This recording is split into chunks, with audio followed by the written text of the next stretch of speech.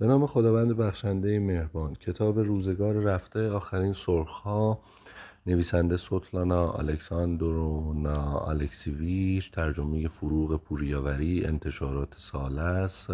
تشکر میکنم از اپلیکیشن خوب تاقچه و اپلیکیشن آپارات برای قبول کردن اسپانسری این مجموعه از کتاب‌های صوتی. نگاه میکنم، من مسحور انسانها هستم. پدرم دیگر زنده نیست، پس دیگر نمیتوانم با او به گفتگو بنشینم. او ادعا میکرد در روزگار او جان باختن در جنگ آسانتر از مردن پسرهای سرد و گرم نکشیده امروز در چچن بود. آنها در سالهای دهه 40 از جهنمی به جهنم دیگر می رفتند. پدرم قبل از جنگ در مؤسسه روزنامه نگاری مینسک تحصیل می کرد. او به یاد می آورد که هر چند وقت یک بار وقتی دانشجوها از تعطیلات به دانشکده برمیگشتند، هیچ یک از استادان سابقشان را پیدا نمی کردند، چون همهشان را دستگیر کرده بودند. آنها اصلا نمی فهمیدند چه اتفاقی در حال وقوع بود، اما هرچه به اندازه جنگ هولناک بود، من با پدرم گفتگوهای صریح و صادقانه زیادی نداشتم. دل پدرم برایم می سوخت. دل من هم برای او میسوخت.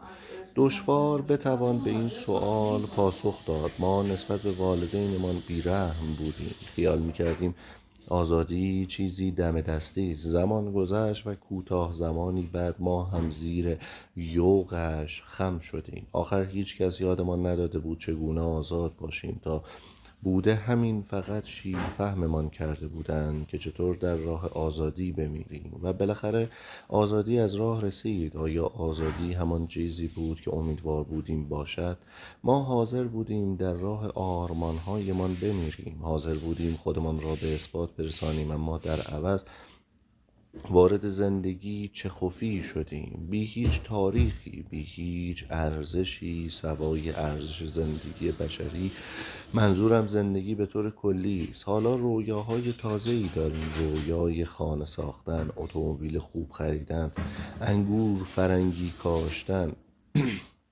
معلوم شد که آزادی یعنی نوسازی همان زندگی برجوایی که سالها در روسیه منکوب شده است. آزادی والا حضرت مصرف، ظلمت فخیم، ظلمت شهوت و غریزه. زندگی پر رمز و راز بشر که تنها تصوراتی درباره اش داشته ایم. ما در تمام طول تاریخ اصلا زندگی نکرده ایم، فقط نفس کشیده ایم، فقط از سر گذرانده ایم. امروز تجربه های جنگی ما بی هیچ دردی نمیخورد. در واقع بهتر از فراموششان کنیم.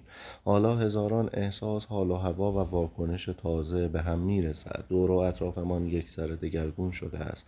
تابلوهای آگهی، لباسها، پول، پرچم و غیره. خود مردم هم عوض شدند. حالا مردم رنگارنگ ترند، تکرو ترند، غول سیاسی و اقتصادی ویران شده، زندگی در هم شکسته و به میلیون ها خورده سلول و اتم تبدیل شده است. اوضاع عین فرهنگ لغت دال شده.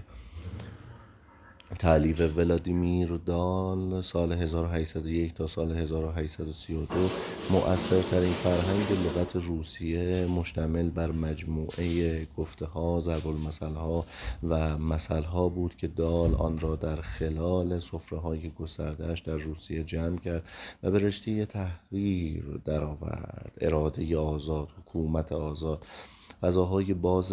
حالا شیطان بزرگ سابق فقط یک قصه دور و دراز و مبهم است، داستانی پلیسی سیاسی است. بعد از پرستو رویکا دیگر هیچ کس درباره ایده ها حرف نمی زد.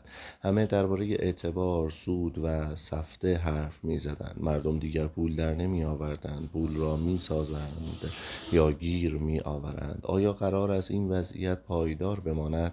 مارینا تسوتایرا سال 1904 تا سال 1982 شاعر مدرنیست روس و سوویت نوشت: این واقعیت که پول دروغ و افسانه است از روح روسی محو نشدنی است، اما اوضاع طوری است که گویی شخصیت‌های الکساندر اوستوروفسکی، سال 1823 تا سال 1886 نمایشنامه‌نویس واقع‌گرای برجسته روز که در نمایشنامه‌هایش خرد برژواها را تصویر می‌کند. نمایشنامه‌های او در روسیه امروز نیز در زمره پر اجراترین نمایشنامه‌ها قرار دارند و میخائیل سالتیکوف، شچدرین،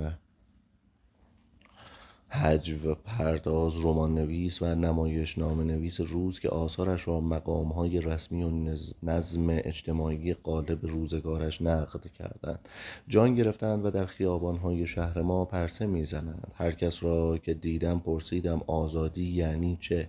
پاسخ پدرها و فرزندان بسیار متفاوت بود، آنهایی که در اتحاد شوروی به دنیا آمده بودند و آنهایی که بعد از فروپاشیش به دنیا آمدند تجربه مشترکی ندارند، انگار از سیاره‌های متفاوتی آمدند. در نظر پدران آزادی یعنی نبود ترس، یعنی همان 3 روز ماه اوت که طی آن توطئه کودتا را شکست دادیم. به نظر پدرها کسی که میان 100 نوع سالامی حق انتخاب دارد آزادتر از کسی است که میان 10 نوع سالامی حق انتخاب دارد. آزادی هرگز شلاق نخورده است، اما روزها نسل در نسل زیر شلاق بودند. روزها آزادی سرشان نمی شود، باید قزاق و شلاق بالا سرشان باشد. در نظر فرزندان آزادی یعنی عشق، آزادی درونی، ارزشی مطلق و بیچون و چراست. آزادی هنگامی تحقق می‌یابد که آدم از امیال خودش نترسد، یک عالم پول داشته باشد تا بتواند همه چیز داشته باشد و جوری زندگی کند که مجبور نباشد به آزادی فکر کند. آزادی امری طبیعی است. من به دنبال یک نوع زبان می‌گردم. مردم به زبان‌های بسیار متفاوتی حرف می‌زنند. با بچه‌ها به یک زبان حرف می‌زنند و با عشق به زبانی دیگر. یک زبان دیگر هم هست که مختص حرف زدن با خودمان، واگویی‌های درونیمان است. در خیابان، سر کار، در سفر، هر جا بروید زبان متفاوتی میشنوید و اصل قضیه هم فقط خود واژه ها نیست، بلکه چیز دیگری است. حتی نحوه حرف زدن در روز با نحوه حرف زدن در شب تفاوت دارد. مردم روزها یک جور حرف میزنند و شبها جوری دیگر. آنچه شبها بین دو آدم اتفاق میافتد بی هیچ رد و نشانی از تاریخ محو می شود. ما عادت کرده ایم به تاریخ روزهای مردم نگاه کنیم، اما خودکشی و زحالی شبانه است. وقتی است که آدم در مرز میان بودن و نبودن دل می کند، در مرز میان خواب و بیداری است. من میخواهم خودکشی را با شدت و حدت زندگی و احساسات فرد در طول روز درک کنم. یک بار کسی از من پرسید میترسی از خودکشی خوشت بیاید؟ ما در ناحیه اسمول نسک اتومبیل سواری میکردیم. در یک روستا جلوی فروشگاهی توقف کردیم. چه چهره‌های آشنایی! من در روستا بزرگ شدم. چه خوب و زیبایند و چه زندگی فقیرانه‌ای دارند. باب گفتگو را باز کردیم. می‌خواهید بدانید آزادی چیست؟ نگاهی به فروشگاه بزرگ ما بیاندازید. ما هر جور ودکایی که بخواهید داریم. ودکای استاندارد، گورباچوف، پوتینکا، یک خروار هم غذای سرد، پنیر، شیر و ماهی داریم. ما حتی موز هم داریم. بیشتر از این چه می‌خواهیم؟ چه آزادی بیشتری می‌توانیم بخواهیم؟ برای ما همین کافی است. به شما زمین دادند. کی حاضر است با کار روی زمین کمرش را فرسوده کند؟ شما حاضرید؟ بفرمایید. تنها کسی که زمین میگرفت واسیای جان سخت بود. پسر کوچیکه واسیا 8 سالش است و از همین حالا وردست پدرش زمین شخم میزند. اگر واسیا بهت کار بدهد باید حواست باشد. حق نداری دل دزدی کنی، حق نداری چرت بزنی. واسیا فاشیست تمام عیاری است. داستایوفسکی در مفتش اعظم، بخشی از رمان برادران کارامازوف، موضوع آزادی را به بحث می‌گذارد. بحث او درباره نبرد، عذاب و تراژدی آزادی است. کاویدن خیر و شر این لعنتی با هزینه‌ای چنین هنگفت چه فایده‌ای دارد؟ مردم همیشه ناگزیرند میان برخورداری از آزادی یا بهره‌مندی از ثبات و موفقیت یکی را انتخاب کنند. آزادی با رنج یا خوشبختی بدون آزادی. اکثر مردم دومی را انتخاب می کنند. مفتش اعظم به مسیح که به زمین بازگشته است می گوید آمده ای در کارهامان دخالت کنی؟ خودت خوب می دانی آمده ای که در کارهایمان دخالت کنی؟ خودت این را خوب می دانی. تو به رغم تمام احترامی که برای نوع بشر قائلی طوری عمل می کردی انگار هیچ رحم و شفقتی به او نداشتی، چون از او بیش از حد توقع داری. اگر به بشر کمتر احترام می گذاشتی و خواسته هایت کمتر می بود، به عشق نزدیکتر می بود، چون بار سنگینش را سبکتر می کرد. بشر موجود ضعیف و حقیری است و آیا می توان روحی حقیر را به دلیل ناتوانی از پذیرش چنین عطیه‌ای سرزنش کرد؟ برای انسانی که می داند آزاد است، هیچ کاری شکنجه آورتر از این نیست که دنبال کسی بگردد تا به محض رویت او در برابرش سر تعظیم فرود آورد و موهبت آزادی را که این موجود ناشاد با آن به دنیا آمده است به او ارزانی بدارد. بله، ما در سالهای دهه 90 مجذوب و سرمست بودیم. دیگر هیچ جور نمی شود به آن معصومیت و خامی بازگشت. ما فکر می کردیم کمونیسم برای همیشه شکست خورده است، حال آنکه تازه اول کار بود. 20 سال از آن روزها می گذرد. بچه ها به پدر و مادرشان می گویند ما را از سوسیالیستمان نترسانید. از گفتگو با یک استاد دانشگاه اواخر دهه 90 وقتی داستانهای اتحاد شوروی را برای دانشجویانم تعریف می کردم به من میخندیدند. آنها مطمئن بودند که آینده جدیدی در انتظارشان است، اما حالا داستان فرق میکند. امروز دانشجویان حقیقت کاپیتالیسم را دیدند و طعمه‌اش را چشیدند. آنها فقر و نابرابری و ثروت بیشرم را دیدند و تجربه کردند. آنها زندگی پدر و مادرشان را که هیچ از تاراج این مملکت نصیبشان نشده است به چشم دیدند. آنها به رادیکالیسم گرایش دارند. آنها رویای انقلاب خودشان را در سر می پرورانند و تیشرت هایی با تصویر لنین یا چگوارا می پوشند. امروز تمام چیزهای سوویتی خریدار دارند. کیش استالین خریدار دارد. نیمی از آدمهای 19 تا 30 ساله این مملکت به چشم یک شخصیت سیاسی بی‌رقیب به استالین نگاه می کنند. کیش جدید استالین، آن هم در کشوری که دست کم به اندازه هیتلر در آن جنایت کرد. حالا همه چیزهای سوویتی مد است. کافه های سبک سوویت با اسامی و غذاهای سوویتی، نقل و نبات سوویتی و سالامی سوویتی، طعم و بوشان خیلی آشناست. به ایام کودکیمان برمیگردد و البته ودکای سوویت هم هست. ما 2 جین برنامه تلویزیونی با مضمون سوویتی داریم و یک عالم وبسایت که به نوستالژی های سوویتی میپردازند. شما می توانید به عنوان گردشگر از اردوگاه های کار اجباری استالین، سولوتسکی، ماگادان دیدن کنید. آگهی ها به شما قول می دهند که در نتیجهش اونیفرم و کلنگ دستتان می دهند. آنها سربازخانه های نوسازی شده را نشانتان می دهند و بعد نوبت ماهیگیری می رسد. ایده های قدیمی دوباره مد شدند. امپراتوری کبیر، دست آهنین، مسیر خاص روسی. آنها سرود ملی شوروی را احیا کردند و کمسومول نوینی پدید آوردند. فقط حالا اسمش نشیست. نشی یا نشی سازمان جوانان که با حزب سیاسی پوتین روسیه متحد پیوند دارند. معنایش مردم ماست. ما یک حزب حاکم داریم که مملکت را از روی دستورالعمل حزب کمونیست اداره می کند. رئیس جمهور روسیه دقیقاً همان قدرتی را دارد که سابقاً دبیر کل داشت، یعنی قدرت مطلق، و به جای مارکسیسم لنینیسم ارتدوکس روسی داریم.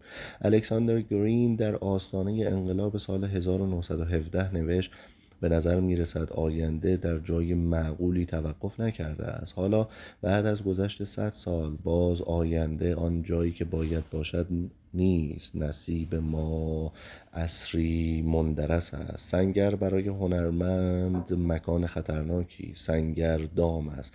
دید آدم را نابود می کند، مردمک چشم را تنگ و دنیا را از رنگ‌های حقیقیش عاری می کند. در سنگر همه چیز سیاه و سفید است. نمیتوان فرد را دید، فقط میتوان نقطه های سیاه و سفید اهداف را دید. من همه عمر در سنگرها زیستم و میخواهم از آنها فاصله بگیرم. میخواهم یاد بگیرم از زندگی لذت ببرم و دید عادیم را باز پس گیرم. اما امروز بار دیگر 10,000 نفر به خیابانها آمدند. آنها دست همدیگر را میگیرند و به کتهایشان روبان سفید گره میزنند، نماد نور و تولد دیگر. من با آنها هستم. اخیراً چند جوان را دیدم که تیشرت هایی با تصویر داس و چکش و پورتری لنین پوشیده بودند. آیا آنها واقعاً میدانند کمونیسم چیست؟ بخش اول: تسلا با مکاشفه. تسلا با مکاشفه. برگرفته از حرفهای خیابان و گفتگوهای آشپزخانه‌ای، سال 1991 تا سال 2001 درباره ایوانوشکای ساده دل و ماهی طلایی جادویی. در زندگیم چه آموختم؟ به نام خداوند بخشنده مهربان. کتاب روزگار رفته، آخرین سرخ‌ها، سوتلانا الکساندرونا الکسیویچ، ترجمه فروغ پورویا پروری، انتشارات ساده است. تشکر میکنم از اپلیکیشن خوب تاقچه و اپلیکیشن آپارات برای قبول کردن این مجموعه از کتاب‌های صوتی.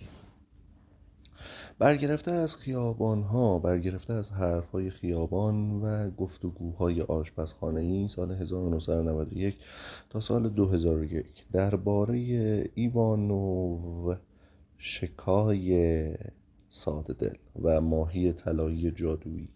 در زندگیم چه آموختم؟ یاد گرفتم که قهرمان‌های یک دوره لزوماً قهرمان‌های دوره بعد نیستند. البته به استثنای ایوانوشکای ساده دل و املیا. آنها قهرمان‌های محبوب فولکلور روسیه اند. تمام قصه های ما درباره بخت بلند و خوششانسی اند، درباره دخالتی الهی هم که موجب می شود همه چیز درست در دامن آدمی بیفتد تا آدم مجبور نباشد از رخت خواب روی بخاری روسی اجاقی بزرگ و سنگی است. کتاب امروز اصلی ترین و مهمترین بخش خانه های روستایی روسیه است. از بخاری فقط برای آشپزی و گرمایش استفاده نمی شود. بخاری ها به قدری بزرگند که آدم می تواند رویشان بخوابد و همیشه گرمترین جای خانه بلند شود و همه چیز داشته باشد. بخاری برایتان بلینی میپزد. ماهی طلایی جادویی تمام آرزوهایتان را برآورده می کند. من این را می خواهم، من آن را می خواهم، من شاهزاده خانوم موطلایی را می خواهم. دلم می خواهد در قلمرو دیگری زندگی کنم که در رودخانه هایش شیر جاری و کرانه هایش پر از مربا باشد. البته ما آدم های خیال پردازی هستیم. روحمان دچار فشار و عذاب است، اما نه آنقدر که بگویی کارش تمام است. بعد از آن همه شور و اشتیاق دیگر توش و توانی نداریم. در واقع کار هیچ چیز دنیا تمام نمی شود. روح پر رمز و راز روز، همه میخواهند روح روسی را درک کنند. همه آثار داستایوفسکی را میخوانند. در پس روح روزها چیست؟ خب در پس روح ما فقط روحهای دیگر است. ما دوست داریم در آشپزخانه گپ بزنیم، کتاب بخوانیم. کار تمام وقت ما مطالعه است. ما بیننده ایم. ما تمام مدت خودمان را ملتی خاص و استثنایی می‌دانیم، هرچند برای این همه هیچ دلیلی به جز نفت و گاز طبیعی من وجود ندارد. این همان چیزی است که از یک سو مانع پیشرفت ما می شود و از سوی دیگر چیزی شبیه معنا در اختیارمان قرار می دهد. همیشه به نظر می آید که روسیه در آستانه پدید آوردن چیز مهمی است و قرار است پدیده خارق العاده ای را در جهان به نمایش بگذارد. این مردم برگزیده روسیه، کشور ما پر از ابولوموف هایی است. قهرمان رمان شخصیت محور ایوان گونچاروف که در سال 1859 منتشر شد.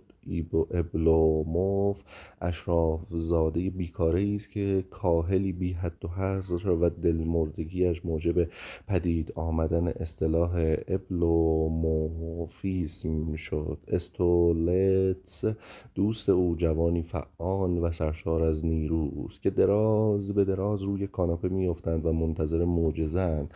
دیگر استولتسی به هم نمی رسد. استولتس های سخت کوش و ناقلا درخت های قان بیشزار و باغ آلبارو را قطع می کنند و به همین خاطر پست شمرده می شوند. آنها کارخانه می سازند، پول می سازند. آنها برای ما بیگانه اند. آشپزخانه روسی، آشپزخانه باز خروشچوفی، آپارتمان های ارزان قیمت و پیش ساخته بتونی یا آجری که ساختش در دهه 50 دوره حکومت همنام خود نیکیتا خروشچوف آغاز شد. این آپارتمان ها تنگند و کیفیت نازلی دارند، اما بسیاری از خانواده ها اول بار با همین آپارتمان ها صاحب خانه شخصی شدند. اگر خوششانس باشیم مساحت آشپزخانه های ما بین 9 تا 12 متر مربع است و آن طرف دیوار نازکش توالت است. این نقشه یک بنای معمولی شوروی است. روی حره پنجره آشپزخانه در بانکه های مایونز پیاز جوانه زدن یک گلدان صبر زرد هم هست. برای مبارزه با زکام آشپزخانه های ما فقط جای پخت و پز نیست. اتاق ناهارخوری، میهمان خانه، دفتر کار و تریبون سخنرانی من هم هست. آشپزخانه فضایی برای گروه درمانی است. در قرن 19 تمام فرهنگ روسیه روی شرایط و وضعیت اشرافی متمرکز شده بود. در قرن 20 فرهنگ به آشپزخانه زنده بود. پرسترویکا واقعا در آشپزخانه اتفاق افتاد. زندگی مخالفان دهه 60 زندگی آشپزخانه‌ای است. خروشچوف خیلی ممنون. خروشچوف بود که راه خروج از آپارتمان‌های اشتراکی را نشانمان داد. در لوای حکومت او بود که ما صاحب آشپزخانه‌های خصوصی خودمان شدیم، جایی که می‌توانستیم از دولت انتقاد کنیم و از همه مهمتر اینکه نمی‌ترسیدیم، چون در آشپزخانه همیشه در جمع دوستانمان بودیم. در آشپزخانه‌ها بود که از هیچ و پوچ طرح‌های عجیب و غریب می‌ساختیم و می‌پرداختیم. در آشپزخانه لطیفه می‌ساختیم. عصر طلایی لطیفه بود. کمونیست کسی است که آثار مارکس را خوانده، ضد کمونیست کسی است که آثار مارکس را درک کرده. ما در آشپزخانه بار آمدیم و بزرگ شدیم. بچه‌هایمان هم همینطور. ما با بچه‌هایمان به آوای گالیچ و اوکودژهاوا گوش میدادیم. صفحه ویستوتسکی را میگذاشتیم و رادیو الکساندر گالیچ، بولات اوکودژهاوا و ولادیمیر ویسوتسکی خوانندگان و ترانه‌سراهایی بودند که در سالهای دهه 60 عمدتاً میان روشنفکرها به شهرت رسیدند. ترانه‌های آنها به ضدیت با شوروی معروف بودند و رادیوی غیرقانونی BBC را می‌گرفتیم. ما با هم از هر دری حرف می‌زدیم. عجب اوضاع و احوال گوهی است. معنی زندگی چیست؟ می‌شود آیا همه مردم خوشبخت باشند؟ یاد خاطره خنده‌دار افتادم. آن شب تا بعد از نیمه شب بیدار مانده بودیم و دخترمان که آن موقع 12 سالش بود روی کاناپه آشپزخانه خوابش برده بود. بحثمان داغ شده بود که او ناگهان در خواب بنا کرد به فریاد زدن سر ما، حرف زدن درباره سیاست. بس باز هم ساخاروف ژیسیتسین و استالین. صدای خنده. ما مدام چای می نوشیدیم، مدام قهوه و ودکا می نوشیدیم. در سالهای دهه 70 روم کوبایی داشتیم. همه عاشق فیدل بودند، همه عاشق انقلاب کوبا بودند، همه عاشق چگوارا و کلاه برهش بودند. او ستاره هالیوودی بود. ما بیوقفه حرف می زدیم، می ترسیدیم مبادا حرفهایمان را بشنوند. فکر می کردیم حتما می شنوند. همیشه کسی بود که ناگهان وسط گفتگو مکث می کرد و با نیش باز به چراغ سقف یا پریز برق اشاره می کرد. رفیق، صدفان صدا را شنیدی؟ اوضاع کمی خطرناک بود، کمی هم به بازی می مانست. آن زندگی دوگانه به ما رضایت خاطر خاصی میداد. تعدادی کمی از مردم آشکارا مقاومت میکردند، اما تعداد به مراتب بیشتری از ما مخالفان آشپزخانه‌ای بودیم. زندگی یومیه من را میگذراندیم و دعا میکردیم. این روزها بیپولی و ورزشکار نبودن مایه خجالت است، نشانه عدم موفقیت است. من به نسل سرایدارها و نگهبانها تعلق دارم. آن روزها پیدا کردن این قبیل شغلها نوعی مهاجرت درونی بود. آدم زندگی خودش را میکرد و به آنچه دور و اطرافش میگذشت هیچ توجه نمیکرد. انگار همه چیز فقط منظره آن طرف پنجره بود.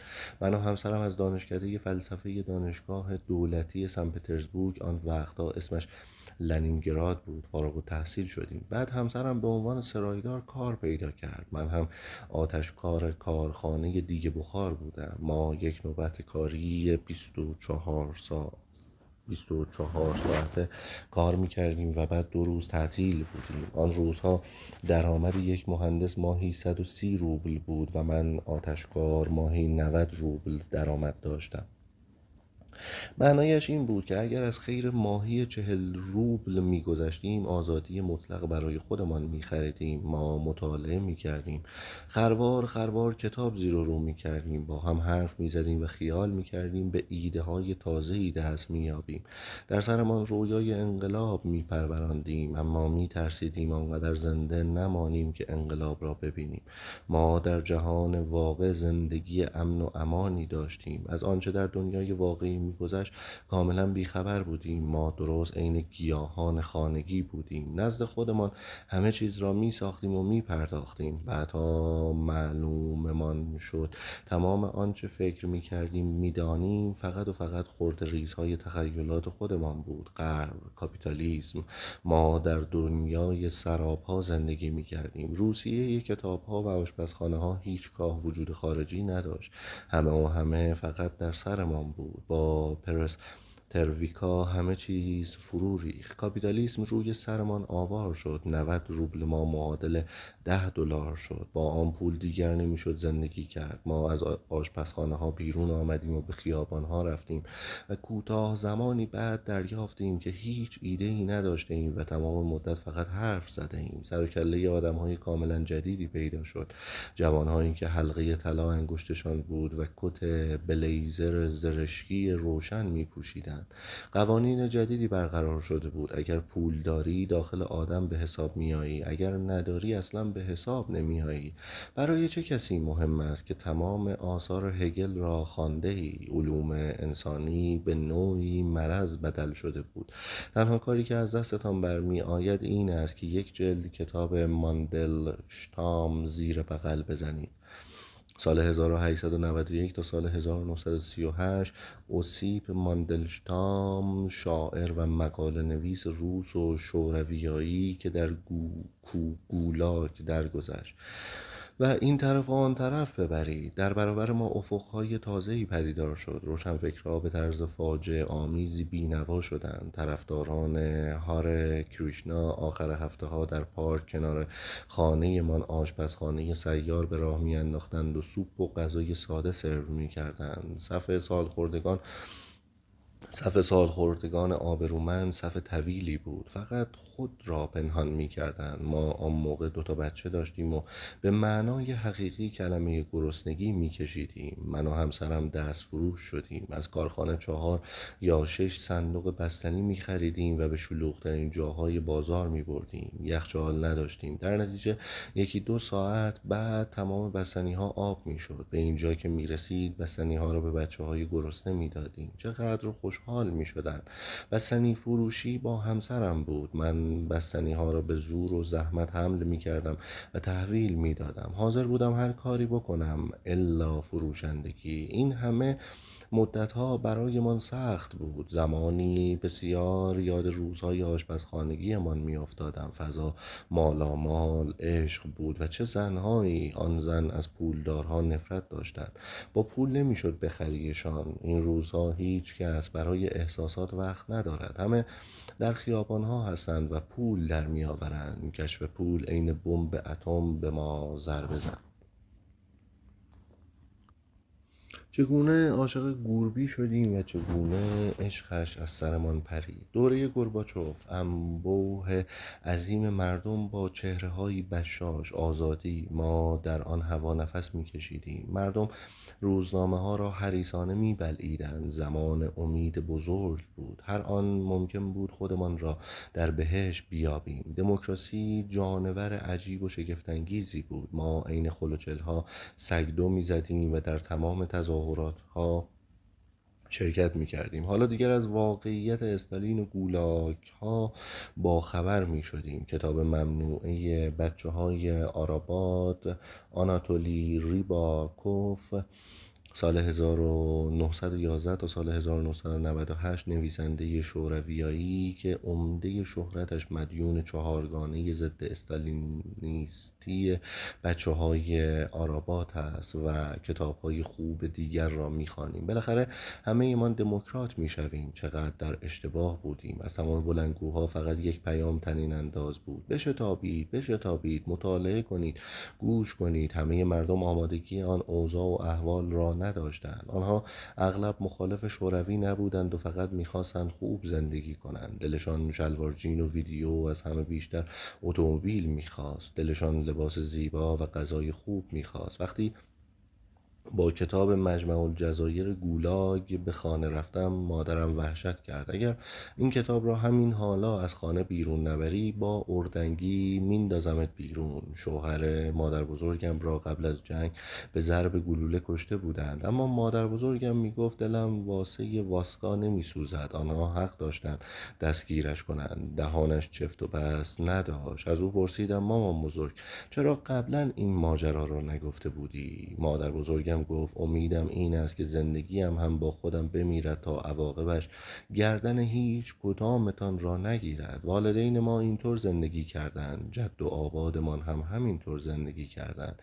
پرسترویکا ابداع مردم نبود، مبدعش فقط یک نفر بود: گورباچوف و چند تا روشنفکر. گورباچوف عامل مخفی آمریکاست. او فراماسون است. او به کمونیسم خیانت کرد. تمام کمونیست‌ها و اعضای کمسومول بروند به زباله‌دانی. من از گورباچوف متنفرم، چون سرزمین مادریم را دزدید. برای گذرنامه شورویم طوری احترام قائلم که گویی گرانبهاترین داراییم است. بله، ما برای مرغ بیرنگ و رو و سیب زمینی گندیده صف می‌بستیم، اما شوروی سرزمین مادریم بود و عاشقش بودم. ما در کشوری جهان سومی زندگی می‌کردیم که موشک هم داشت، اما برای من عالی بود. غرب همیشه به روسیه به چشم دشمن، به چشم تهدیدی قریب الوقوع نگاه کرده است.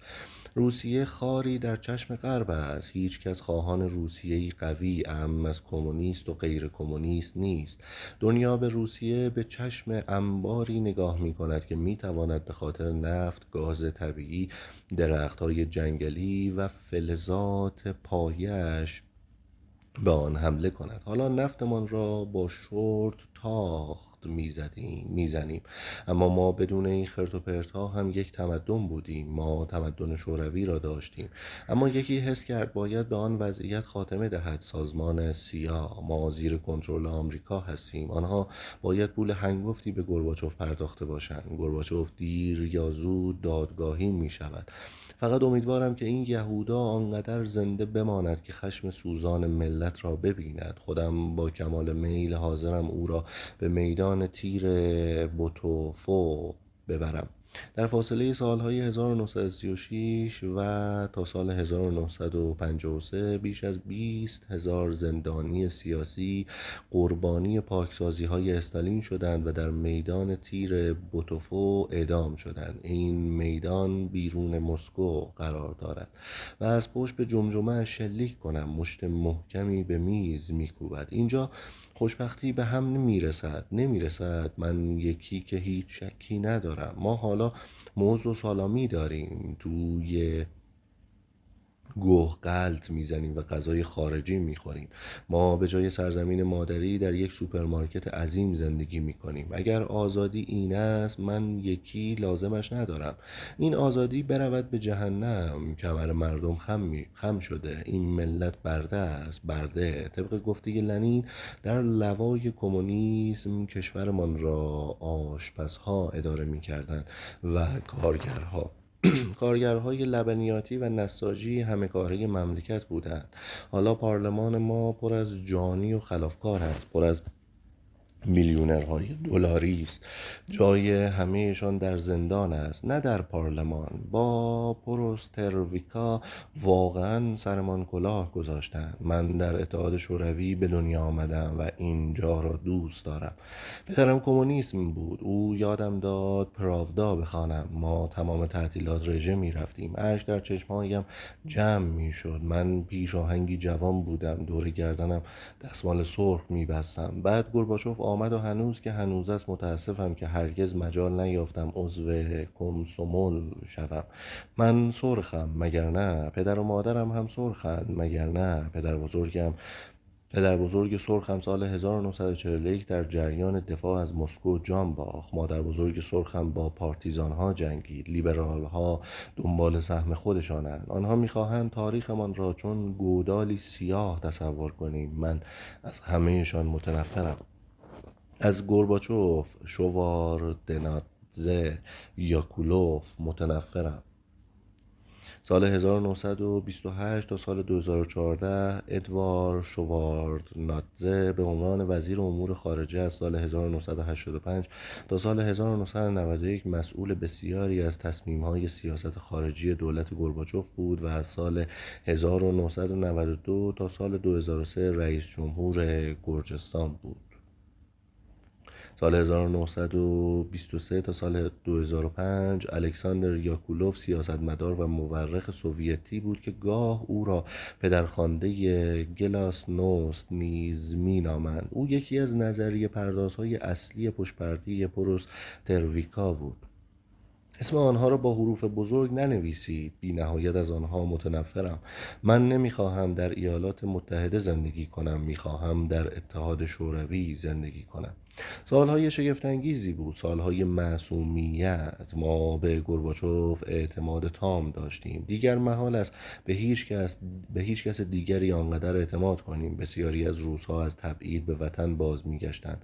هوا مالامال شادی بود. ما فکر میکردیم سربازخانه ها را ویران میکنیم و در عوض چیز ساده‌ای می‌سازیم. من از دانشکده فلسفه دانشگاه دولتی مسکو لیسانس گرفته بودم. دوره فوق لیسانس را شروع کرده بودم و رویای کار در دانشگاه را در سر می‌پروراندم. من آن سالها اوری نتسف سال 1937 تا سال 2004 فیلسوف، مورخ فرهنگ، مترجم، شاعر و متخصص فرهنگ عهد عتیق و بیزانسی بود که سنت‌های معنوی روس را تدریس می‌کرد را می‌پرستیدم. تمام روشنفکرهای مسکو به کلاس‌هایش می‌رفتند. ما با هم ملاقات می‌کردیم و توهمات همدیگر را تقویت می‌کردیم. می‌گفتیم به زودی وضعیت کشورمان عوض می‌شود و همانی می‌شود که برایش می‌جنگیدیم. وقتی خبردار شدم یکی از همکلاسی هایم میخواهد به اسرائیل، فلسطین اشغالی مهاجرت کند.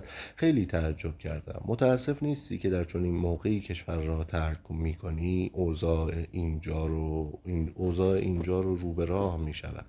هرقدر مردم بیشتر فریاد میزدند و مینوشتند آزادی آزادی، پنیر و سالامی که هیچ، قفسه های شکر و نمک هم سریعتر ناپدید می شد. وضعیت هولناکی بود. ما فقط با کارت جیره‌بندی می توانستیم خرید کنیم. گویی در جنگ بودیم. مادر بزرگم زندگیمان را نجات داد. او از صبح در شهر می دوید و خاطر جمع می شد که کالاهای جیره‌بندی به دستمان می رسد. بالکن خانه من پر از مواد شوینده و اتاق خواب پر از کیسه های شکر و غلات بود. وقتی کوپن جوراب توزیع کردند، پدرم گریان گفت این پایان کار اتحاد شوروی است. او فرارسیدن پایان را حس کرد. پدرم در اداره ساختمان کارخانه مهمات سازی مشغول بود. او روی موشک ها کار میکرد و عاشق کارش بود. 2 لیسانس داشت. بعد ناگهان کارخانه به جای ساخت موشک تولید ماشین لباسشویی و جاروبرقی را آغاز کرد. پدرم بیکار شد. او و مادرم از طرفداران پرشور و حرارت پروسترویکا بودند. آنها پوستر نقاشی می‌کردند، اعلامیه پخش می‌کردند و آخر و عاقبتشان این شد. والدینم تباه شدند. باورشان نمیشد آزادی این باشد. پدر و مادرم هیچ جور نمیتوانستند با آن وضعیت کنار بیایند. فریاد گورباچوف به مفت نمیارزد، زنده باد یلتسین خیابانها را پر کرده بود. مردم پورتری غرق در مدال برژنف را کنار پورتری غرق در کارت جیره‌بندی گورباچوف این طرف و آن طرف می بردن. آغاز زمامداری یلتسین بود. اصلاحات گیدار سال 1956 تا سال 2009 اقتصاددان و نویسنده مجموعه اصلاحات مناقشه برانگیز دکترین شوک، این که آغاز اقتصاد مابعد کمونیستی را تبیین کرد. در نتیجه این اصلاحات که خصوصی سازی تمام صنایع عمده شوروی را در پی داشت، تقریبا تمام شرکت‌های سابقاً سوویتی بزرگ به دست گروه کوچک مدیرانی افتاد که بعدها به اولیگارشی روس معروف شدند. در همان حال به دلیل تورم عنان گسیخته مرتبط با اصلاحات، ارزش بیشتر دارایی‌ها و پس‌اندازهای مردم روسیه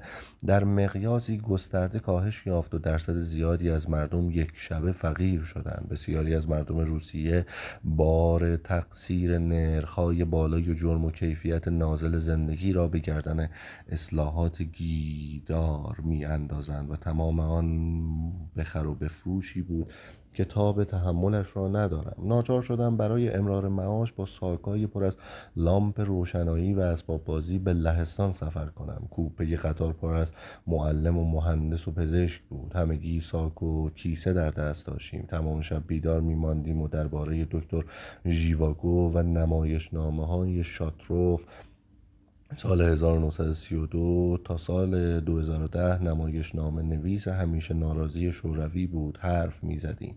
انگار هنوز در آشپزخانه های مسکو بودیم. وقتی به دوستان دوره دانشگاه هم فکر می کنم می بینم کار همه من به همه جا کشید الا به فیلسوف شدن. ما مدیران اجرایی ارشد شرکت های تبلیغاتی شدیم، تحویلدار بانک شدیم، دلال شدیم. من در یک بنگاه معاملات ملکی برای زنی روستایی کار میکنم که سابقا کارگر کمسومول بوده است. امروز چه کسانی صاحب کسب و کارند؟ چه کسانی مالک خانه های اربابی در قبرس و میامی اند؟ همان نومنکلاتورا های سابق به طبقه نخبگان حکومتی شوروی اشاره دارد. باید آنجا دنبال پولهای حزب بگردیم. رهبران ما ناراضیان دهه 60، آنها در زمان جنگ طعم خون را چشیدند، اما همگی عین بچه معصوم بودند. ما باید روز و شب پیوسته در میدان میماندیم و با تمام توان می جنگیدیم تا به هدفمان به راه انداختن محاکمه نورنبرگ برای اعضای CPS سو برسیم. ما خیلی زود به خانه برگشتیم و قدرت دست عمله و اکره بازار سیاه و صراف ها افتاد. ما برخلاف پیشبینی مارکس دست به کار ساختن کاپیتالیسم شده ایم. سکوت می کند. اما سپاسگزارم که شاهد آن دوره بودم. کمونیسم سقوط کرد، برای همیشه تمام شد و رفت. حالا در دنیای متفاوتی زندگی می کنیم و دنیا را با دید متفاوتی می بینیم. هرگز فراموش نمی شود که آن روزها چقدر آزادانه نفس می کشیدیم. به نام خداوند بخشنده مهربان. کتاب آخرین سرخ‌ها، روزگار رفته، سوتلانا الکسیویچ، نویسنده مترجم فروغ پوریاوری، انتشارات سالس. تشکر میکنم از اپلیکیشن خوب تاقچه و اپلیکیشن آپارات برای قبول کردن اسپانسری این مجموعه از کتاب‌های صوتی. دل باختن به تانک‌های زیر پنجره. من بدجوری عاشق شده بودم و غیر از عشقم به هیچ چیز دیگری نمیتوانستم فکر کنم. عشقم همه دنیایم شده بود. بعد از یک روز مادرم بیدارم کرد و گفت آن بیرون پر از تانک است. گمانم شورش شده. من که هنوز خواب و بیدار بودم گفتم مامان، مانور آموزشی است. اما نه، تانک ها درست زیر پنجره من بودند. قبلا هرگز تانک ها را به این نزدیکی ندیده بودم. تلویزیون دریاچه قو را پخش میکرد. دوست مادرم دوان دوان به خانه من آمد و او چند ماهی بود که بدهیش را به حزب نپرداخته بود و از این بابت بسیار نگران بود. او گفت مجسمه نیمتنه لنین را در یکی از انبارهای مدرسه محل کارش پنهان کرده است. باید چه کارش میکرد؟ بلافاصله خط و نشانها کشیده شد. حق نداری این کار را بکنی، حق نداری آن کار را بکنی. در رادیو اعلامیه وضعیت اضطراری را خواندند. هر کلمه اعلامیه تن دوست مادرم را می‌لرزاند. خدای من. پدرم به تلویزیون تف انداخت. او به اولگ زنگ زدم. بریم به کاخ سفید، بزن بریم. سنجاق گورباچوفم را به سینه زدم و چند ساندویچ درست کردم.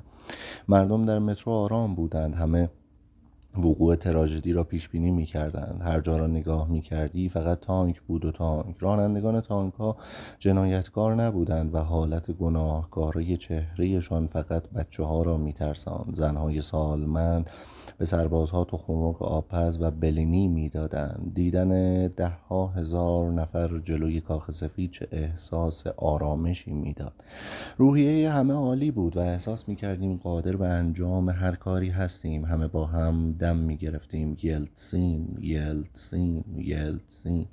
آن موقع اسکادران دفاع مشروع تشکیل شده بود، اما فقط جوانها را به عضویت می گرفت و این قضیه مسنترها را عصبانی کرده بود. مردی سال خورده را به یاد می آورم که خیلی دلخور شده بود. کمونیست ها زندگیم را دزدیدند. لااقل بگذارید مرگ زیبایی داشته باشم. بابا بزرگ بکش کنار. امروز ما را متهم می کنند که برای کاپیتالیسم جنگیدیم. این حقیقت ندارد. من مدافع سوسیالیسم بودم، اما از سوسیالیسم شوروی دفاع نمی کردم و طرفدار نوع دیگری از سوسیالیسم بودم.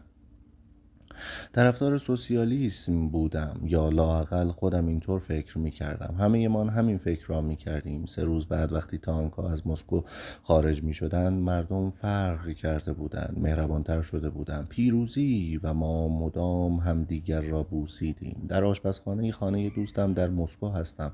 تعدادمان زیاد است. دوستان و اقوامی اند که از روستا آمدند. یادمان آمد که فردا سالگرد انقلاب توطئه‌ای کودتاست. فردا تعطیله. مگه چیزی هم مونده که بابتش جشن بگیرند؟ فاجعه است. این ملت نابود شده. آنها اتحاد شوروی را با موسیقی چایکوفسکی خاک کردند و از یاد بردند. اولین کاری که کردم این بود. پول نقد برداشتم و دوان دوان به فروشگاه ها رفتم. میدانستم هر اتفاقی بیفتد قیمت ها بالا می رود. ما خیلی هیجان زده بودیم. دارند گوربی را با تیپا بیرون می اندازند. آن روزها واقعا از دست آن مردکی رود دراز به تنگ آمده بودیم. انقلاب فقط یک صحنه تماشایی بود، نمایشی بود که برای مردم روی صحنه آوردند. یادم میآید تمام کسانی که با آنها حرف میزدم کاملا عوض شده بودند. مردم در خیابانها چشم انتظار وقوع انقلاب بودند. به محل کارم تلفن کردم، مرخصی استعلاجی گرفتم و به خیابان رفتم تا انقلاب به وقوع بپیوندد. تمام چاقوهای خانه را هم با خودم بردم. حواسم بود که این جنگ است و من به سلاح نیاز داشتم. من حامی کمونیسم بودم. تمام خانواده‌ام کمونیستند. مادرم عوض لالایی برایمان سرودهای انقلابی می‌خواند. او حالا برای نوه‌هایش هم سرودهای انقلابی می‌خواند. از او می‌پرسم خلوچل شده ای؟ جواب می‌دهد هیچ ترانه دیگری بلد نیستم.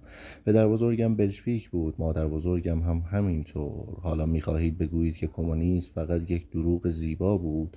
والدین پدرم در اردوگاه‌های کار اجباری مرداوی ناپدید شدند. من همراه پدر و مادرم به کاخ سفید رفتم. پدرم گفت یالا بیایید برویم و الا دیگر هرگز رنگ سالامی و کتاب خوب را نخواهیم دید. ما قلب سنگ‌های خیابان را در می آوردیم و سنگر می ساختیم. امروز مردم سر عقل آمدند. طرز تلقی‌ها درباره کمونیسم کم کم عوض می شود. آدم دیگر مجبور نیست عقیده‌اش را پنهان کند. من در کمیته منطقه‌ای کمسومول کار می‌کردم. همان روز اول تمام کارت‌های عضویت کمسومول، لوازم التحریر استفاده نشده و سوزن تکردها را برداشتم و به خانه بردم و در زیر زمین پنهان کردم. آن خرت و پرت‌ها آنقدر زیاد بود که بعداً دیگر جا نداشتیم سیب زمینی‌هایمان را انبار کنیم. اصلاً نمی‌دانستم به چه دردم می‌خورند، اما تصور می‌کردم که آنها میآیند در و پیکرمان را تخته می‌کنند و همه چیز را از بین می‌برند. آن خرت و پرت‌ها برایمان نمادهای با ارزشی بودند. ممکن بود کار به جایی بکشد که همدیگر را بکشیم. خداوند نگهدارمان بود. دخترم داشت وضع حمل می کرد. به دیدنش رفتم، اما تنها سوالش این بود: مامان آیا انقلاب می شود؟ جنگ داخلی شده؟ من از دانشکده نظامی فارغ التحصیل شدم و در مسکو خدمت کردم.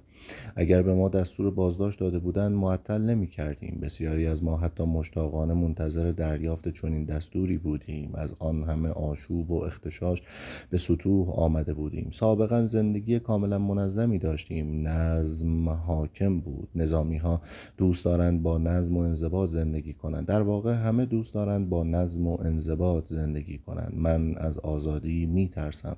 آزادی عین آدم مست و پاتیلی است که ناگهان سر و کله‌اش پیدا می شود و هر لحظه ممکن است خانه روستایی هم را به آتش بکشد و با خاک یکسان کند. دوستان ما را چه به بحث درباره ایده ها.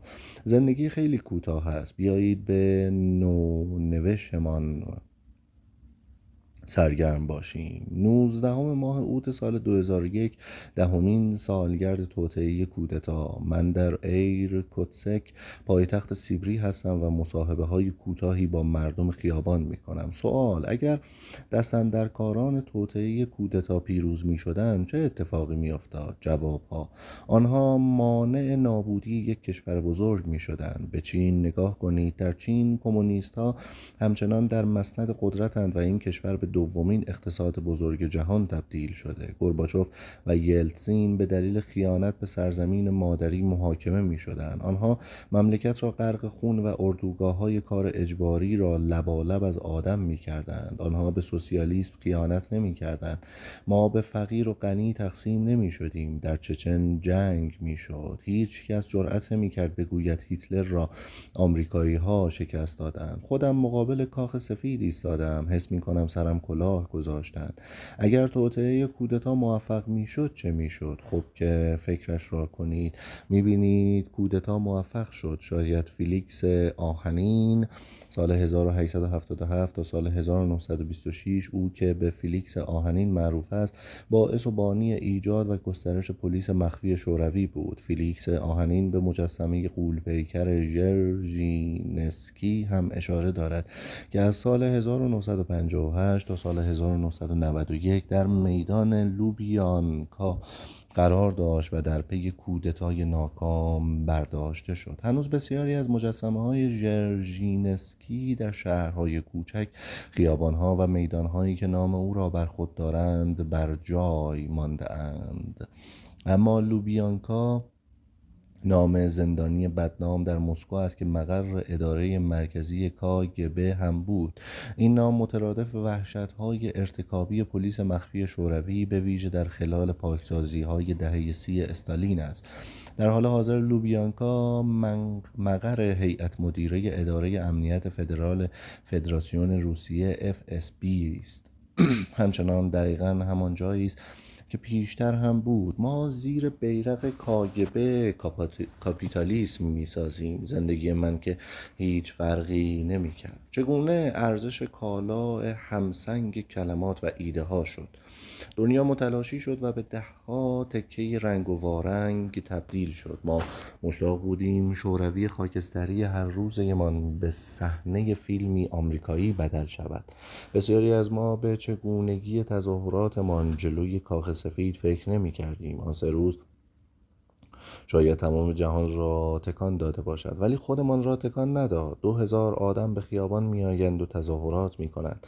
بقیه سواره از برابرشان عبور می کنند و به آنها به چشم احمق نگاه می کنند. ما به افراط می نوشیدیم. ما همیشه زیاد می نوشیم، اما آن روزها حتی بیشتر می نوشیدیم. جامعه در مسیر خود میخکوب شد. مقصد بعدی کجاست؟ کاپیتالیسم برقرار می شود یا نوعی سوسیالیسم بهتر؟ از بچگی به ما میگفتند کاپیتالیست ها فربه و هولناکند. میخندند.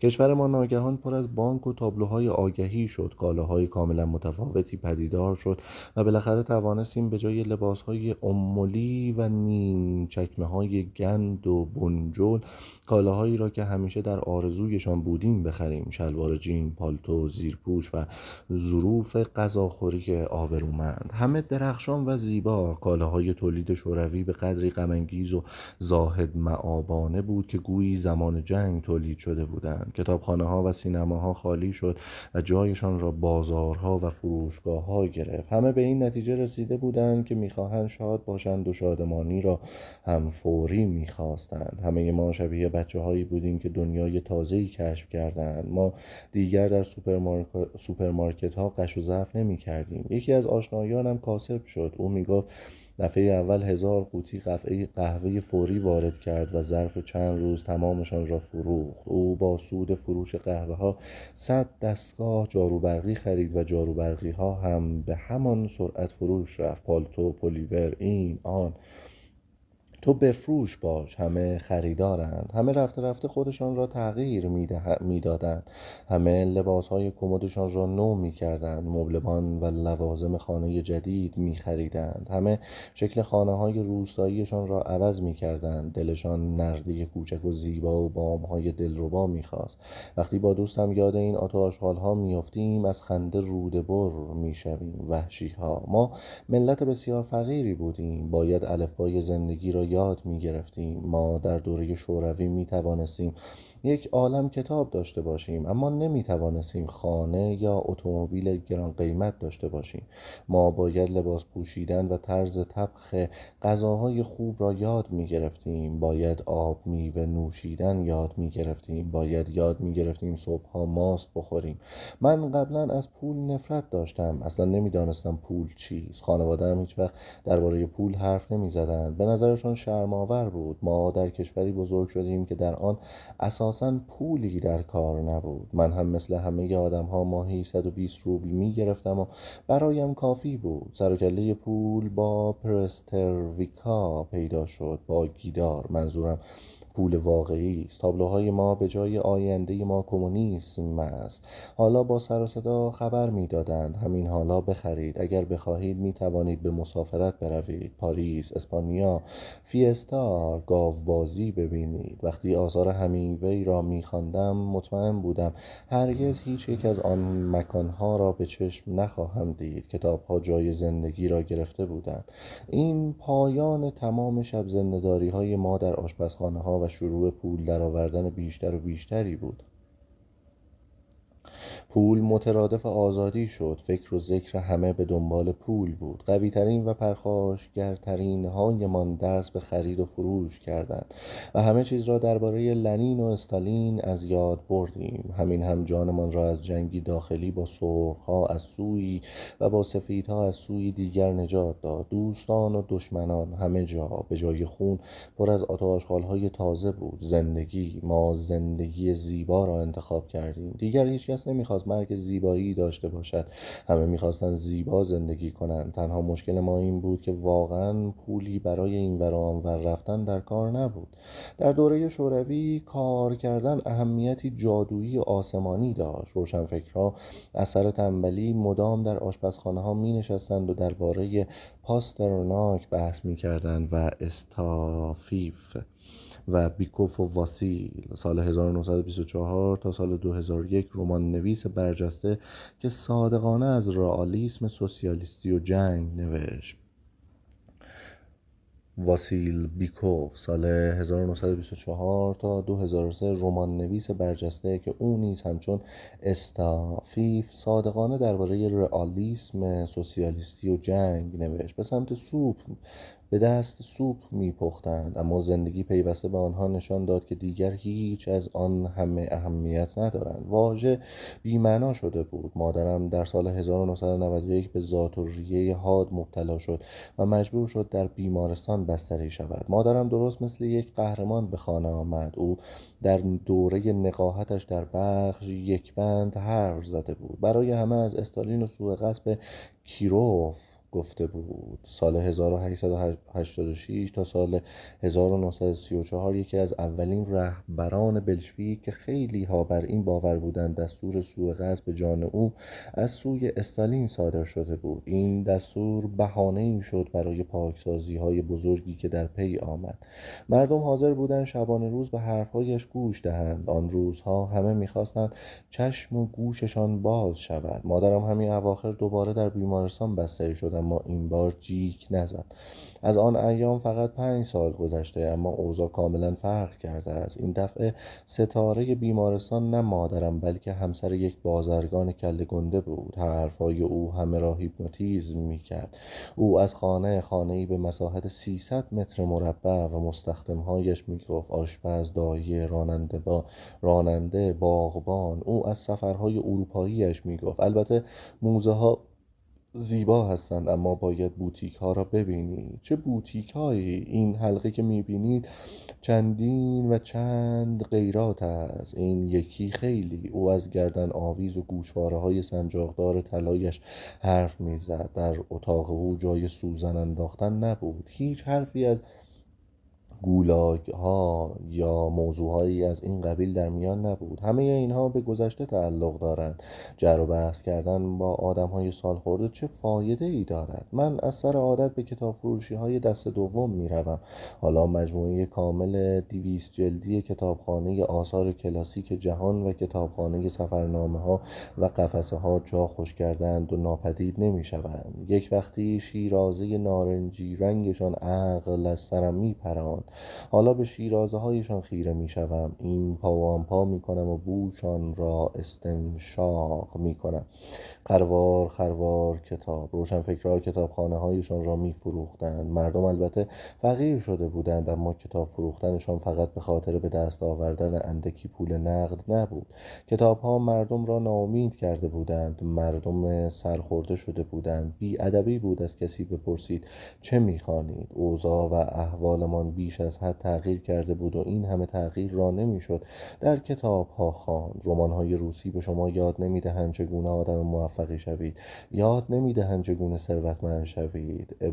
لوموف دراز به دراز روی کاناپه افتاده است. قهرمان های آثار چخوف چای می نوشند و از زندگی شکوه و شکایت می کنند، سکوت می کنند. چینی ها نفرین مشهوری دارند. باشد که در روزگار جالبی زندگی کنی. معدودی از ما همانی که بودیم باقی ماندیم. به نظر می آید که آدم های محترم ناپدید شدند. حالا همه جا دندان است و آرنج. می خواهید درباره سالهای دهه 90 حرف بزنید؟ به نظرم سالهای زیبایی نبود، تهوع آور بود. مردم 180 درجه تغییر عقیده داده بودند. بعضی بعضیها تاب و تحمل آن اوضاع و احوال را نیاوردند و دیوانه شدند. بخش روانی بیمارستان ها غلغله شده بود. یک روز برای ملاقات یکی از دوستانم به بیمارستان رفتم. مردی نعره میزد من استالینم، من استالینم. یک مرد دیگر فریاد میزد من برزوفسکیم. سال 1946 تا سال 2013 او یکی از اولین اولیگارش های روس بود. من برزوفسکی هم. تمام بخش پر از استالین و برزوفسکی بود. در خیابان ها مدام تیراندازی بود. بسیاری کشته شدند. هر روز تیر و تفنگ. ما باید کار را قبل از دیگران تمام کنیم. باید پیروز شویم. برخی ورشکست شدند، برخی به زندان افتادند و از تخت به زیر کشیده شدند و یک راست به حضیض ذلت افتادند. از سوی دیگر حال عجیبی بود که همه اینها درست پیش چشم آدم اتفاق می افتاد. مردم در بانک ها صف می بستند و مشتاق بودند کاسبی را تجربه کنند. می خواستند نانوایی باز کنند، لوازم برقی بفروشند. خودم در یکی از آن صف ها ایستادم. از کثرتمان تعجب کردم. خانومی با کلاه بره بافتنی آمده بود، جوانی با گرمکن آمده بود، پیرمردی هم که احتمالاً آفتاب لب بام بود آمده بود. 70 سال آزگار به ما گفته بودند پول خوشبختی نمی آورد و بهترین چیزهای زندگی مثلا عشق رایگان است. اما به محض اینکه یکی از روی سکو گفت بفروش و کاروبارت را سکه کن، تمام آن حرفها دود شد و از پنجره به هوا رفت. همه کتاب‌های شوروی را از یاد بردند. آنها دیگر شبیه کسانی نبودند که همراهشان شب زنده‌داری می‌کردم و دلنگ دلنگ گیتار می زدم. من به زور 3 آکورد بلد بودم. تنها بچه مشترک این مردم با جماعت آشپزخانه این بود که آنها هم از پرچم‌های چلوار سرخ و آن همه دریب تنگ آمده بودند. جلسه های کمسومول، کلاس های سواد آموزی سیاسی. سوسیالیسم طوری با مردم رفتار کرده بود که گویی آنها احمق بودند. من خوب می‌دانم که رویا بافی یعنی چه. تمام کودکیم در حسرت دوچرخه بودم و هیچ وقت هم دوچرخه دار نشدم. ما بسیار فقیر بودیم. در مدرسه ایمان یواشکی شلوار جین می‌فروختم. در دانشکده هم اونیفرم ها و یادگاری های شوروی زمان جنگ را می‌فروختم. خارجی ها عاشق اینجور چیزها بودند. آنها عاشق کالاهای پیش پا افتاده بازار سیاه بودند. در دوره کمونیستی اگر مچت را می‌گرفتند ممکن بود بین 3 تا 5 سال حبس برایت آب بخورد. پدرم کمربند به دست دور خانه دنبالم می‌دوید و فریاد می‌زد ای منفعت پرست، برای دفاع از مسکو خون به زمین ریختم فقط واسه این که تاپاله‌ای مثل تو رو بزرگ کنم. این قبیل کارها دیروز جرم بود و امروز کاسبی است. از یک جا میخ و از جای دیگر هیل کپس میخری. هر دو را در کیسه پلاستیکی میندازی و به عنوان سری نو عین جنس نو میفروشی. آدم اینجوری میتواند بیکن بخرد و به خانه ببرد. من همیشه خاطر جمع میشدم که یخچال خانه ایمان پر است، اما پدر و مادرم منتظر بودند که آنها بیایند و دستگیرم کنند. او میخندد. من لوازم خانگی میفروختم. میرفتم آلمان و با یک کامیون پر از جنس برمیگشتم. همهشان هم از دم فروش میرفت. در دفترم یک جعبه کامپیوتر داشتم که پر از پول نقد بود. فقط به این طریق احساس میکردم که واقعا پول دارم. مدام از جعبه اسکناس برمیداری، اما همیشه جعبه پر از پول است. در مرحله ای احساس کردم تمام چیزهایی که دلم میخواست خریدم. اتومبیل، آپارتمان، ساعت رولکس. هنوز آن از خود بیخود شدنم را به یاد دارم. آدم میتواند به تمام رویاها و خیال پردازی های پنهان خود تحقق ببخشد. من در مورد خودم چیزهای زیادی فهمیدم. اولا آدم بدسلیقه‌ای هستم. دوما سخت وسواسیم. از پول سررشته ندارم. نمیدانستم پول هنگفت را باید به کار انداخت و نمیشود راکت خواباندش. خیال میکردم پول هم مثل عشق یا قدرت یک آزمون است. رفتم موناکو. پول زیادی در کازینوی مونته کارلو باختم. واقعا پول زیادی بود. همه چیز کم کم از دستم میرفت. من اسیر جعبه‌ام شده بودم. آیا در جعبه‌ام پول هست یا نه؟ چقدر است؟ پولم باید مدام بیشتر و بیشتر میشد. علاقه‌ام را به همه چیزهایی که قبلا برایم جالب غالب بود از دست دادم، علاقه‌ام را به سیاست و اعتراضها از دست دادم. ساخاروف از دنیا رفتم به او ادای احترام کنم. 100,000 نفر به مراسم تشییع جنازه‌اش آمده بودند. همه میگریستند، من هم گریستم. چند روز پیش درباره‌اش مطلبی در روزنامه خواندم. ابله کبیر مقدس روس درگذشت و فکر کردم ساخاروف احتمالاً به موقع از دنیا رفت. نیتسین از آمریکا برگشت و همه به پای او افتادند، اما او ما را درک نکرد. ما هم او را درک نکردیم. او خارجی بود، او به روسیه برگشته بود، اما خودش را به جای روسیه در شیکاگو یافته بود. اگر پرسترویکا رخ نداده بود، من حالا چه وضعیتی داشتم؟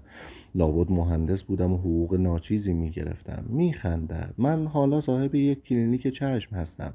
200-300 نفر با احتساب بچه ها، مادر بزرگها و پدر بزرگهایشان به من متکی‌اند. شما درباره خودتان کندوکاو میکنید و به فکر زندگی خودتان هستید. من این مشکل را ندارم. روز و شب کار میکنم. من تمام تجهیزات جدید برش را خریدم. پزشکایم را برای گذراندن یک دوره آموزشی به فرانسه فرستادم. پول خوبی در میآورم، اما آدم ایثارگری نیستم. آدمی خود ساختم. کارم را با $300 که در جیبم بود شروع کردم. اگر اولین الگوهای کاریم را میدیدید از ترس غش میکردید. تبهکارها و آن نگاههای خیره بیرحم. آنجور آدمها دیگر این دور و اطراف نیستند. آنها عین دایناسورها منقرض شدند. آن وقتها همیشه جلیقه ضد گلوله می پوشیدم. به من شلیک کردند. حالا دیگر برایم مهم نیست که سالامی دیگران به مرغوبی سالامی خودم باشد یا نه. شماها همه تان کاپیتالیسم را می خواستید. همه تان رویای کاپیتالیسم را در سر می پروراندید. حالا داد و هوار نکنید که دروغ تحویلتان دادند.